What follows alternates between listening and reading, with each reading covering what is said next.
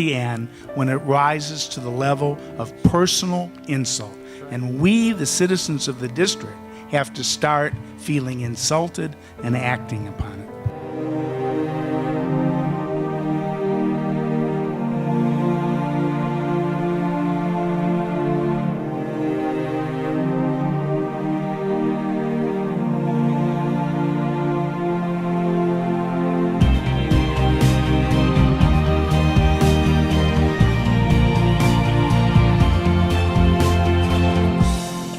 I got involved in the statehood movement in 1997 because the Congress of the United States of America took all powers from the local government. I was shocked. I had no idea that we were such political slaves. When I moved to D.C. from New Jersey in 1991, I did not realize I was giving up my United States citizenship. It is because we are American citizens, it's because we are human beings that we should have the equal rights in this country and in this city with everybody else in America.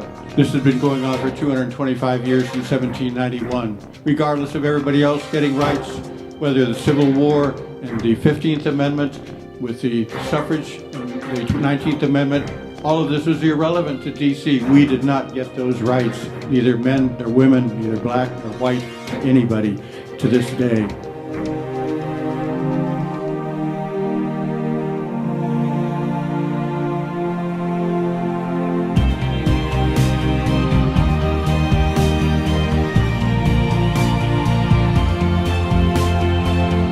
I'm a Republican taxpayer, but the government doesn't seem to treat my greenbacks any differently than a Democratic greenbacks, and I don't have the ability through a voting representative in Congress to determine whether that should go to discretionary domestic spending, or to the military, or whatever. There's something in my libertarian blood that says there's something fundamentally wrong with that. It's called taxation without representation. We fought about this for a long time, and we won, but we didn't win.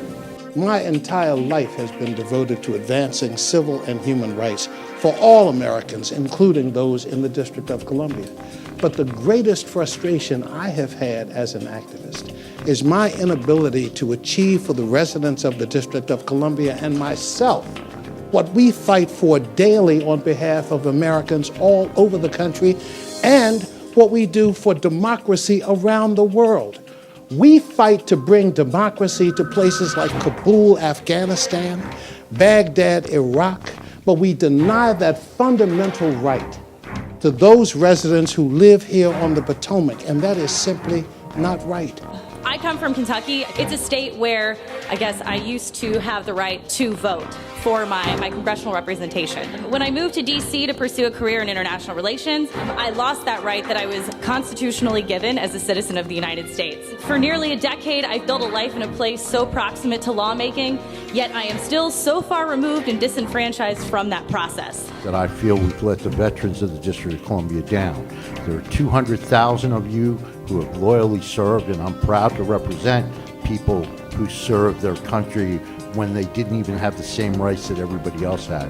We have 32 Congressional Medal of Honor recipients from the District of Columbia. The man that wrote the national anthem is a Washingtonian. The man that wrote TAPS is a Congressional Medal of Honor winner from the District of Columbia. We have a proud record of service. You know that DC really is much more than politics. We're much more than Congress. We're much more than a Capitol building.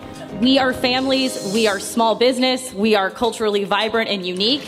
In that way, it's also like the rest of America, and it's time that we finally are given the full rights we are due by the Constitution as citizens of the United States. I want to thank Mayor Bowser and the council and our senators and representatives for this opportunity to engage in probably the best civics lesson I've had in a long time. The spirit of '76 is right here and alive in the District of Columbia.